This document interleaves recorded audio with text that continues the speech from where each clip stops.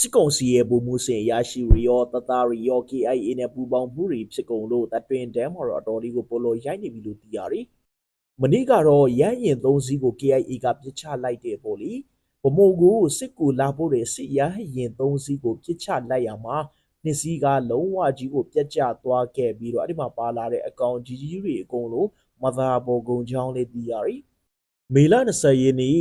ဒါမွန်လွဲတနာရီကျော်အချိန်ဗမိုးမြို့စခခ21အတွင်းကိုလာဆင်းတဲ့စစ်တပ်ရဲရင်3စီးကိုပြစ်ခတ်ခဲ့ရမှာ MI-70 ရဲရင်တစ်စီးမှာပြက်ကျသွားခဲ့ကြောင်းနဲ့အခြားရဲရင်တစ်စီးမှာလေကြီးမှန်သွားခဲ့ပြီးအရေးပေါ်စင်းသက်ခဲ့ရကြောင်းလေးသိရတယ်။ညမကြပါဘူးစစ်ကောင်စီရဲ့ဗိုလ်မှူးဆွေရရှိကြီးရတပ်သားတွေရော KIA နဲ့လာရောက်ပူးပေါင်းကုန်လို့ KIA ရဲ့ဗိုလ်မှူးကြီးနော်ဘူးကအခုလိုမျိုးတပ်သားတွေရောဗိုလ်မှူးတွေရော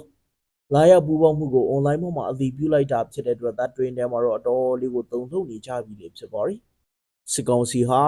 ဒီဇင်ဘာလမှာရေကောက်ပွဲလုပ်ဖို့အတွက်ကိုတိုင်းသားလက်နက်ကိုင်တွေနဲ့တော်လိုင်းရေးတပ်ဖွဲ့ဝင်တွေကိုဒီတော့ဒီမှာမရရအောင်ချေမှုန်းမှုအတွက်မြောင်းနိုင်ကအစီအစဉ်တွေဆွဲပြီးတော့လုံးဝဝီရဆက်တဲ့နီးလက်နဲ့အနိုင်ယူဖို့လုပ်နေတာပါ။အဓိကအဖြစ်တော့လေချောင်းကိုသုံးပြီးတော့ပြည်သူတွေနဲ့တိုင်းသားလက်နက်ကိုင်တွေတော်လိုင်းတပ်ဖွဲ့ဝင်တွေကိုချေမှုန်းနေတာပါ။မြောင်းနိုင်ကဘာတော့တတ်မှတ်ထားလိဆိုရင်နော်17လပိုင်းရေကောက်ပွဲမရောက်ခင်မှာ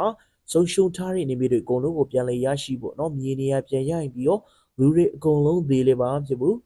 အဲ့ဒါလိုမျိုးဆိုတဲ့အနေထားနဲ့ပေါ့နော်ဆုံးရှုံးထားတဲ့မြေနေရာတွေကိုပြန်ရဖို့ချန်ယူနေကြောင်းလေးသိရတယ်ခုတစ်ခါမှာတော့ထူးခြားစွာပဲ KIA လုံးဝကိုလက်တံပြောင်းချက်နဲ့လေးနှစ်စီတော့ပြက်ကျသွားခဲ့တာဖြစ်တဲ့အတွက်စစ်ကောင်စီရဲ့ဗိုလ်မှူးစင်နဲ့တပ်သားတွေပါလုံးဝကိုနော် KIA နဲ့တွားရောက်ပူပေါင်းမှုတွေဖြစ်နေတာဖြစ်တဲ့အတွက်မြောင်းလိုင်းတို့တော့တပ်တွင်းထဲမှာအတော်လေးကိုသုံးထုတ်နေပြီးအခုလိုမျိုးနော်လေးနေပြက်ချတပ်သားတွေပူပေါင်းမှုကတော့မြောင်းလိုင်းတို့အသက်ခံရသလိုပါပဲဗျာ